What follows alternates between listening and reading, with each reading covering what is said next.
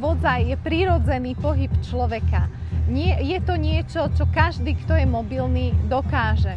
Beh je pre mnohých náročný, nepríjemný alebo problematický, ale chôdza nám je všetkým prirodzená.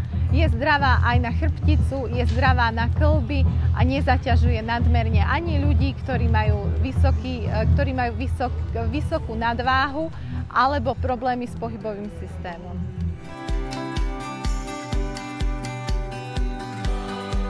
Som veľkým fanúšikom krokovačky, som naozaj rada, že som sa mohla prísť.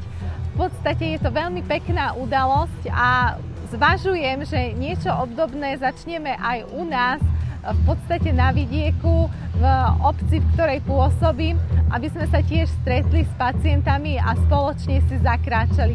Nakoľko je to veľmi prirodzené, veľmi zdravé a pomáha to takisto aj, aby sme podporili svoju imunitu, ktorá bude potom silná a my budeme odolnejší.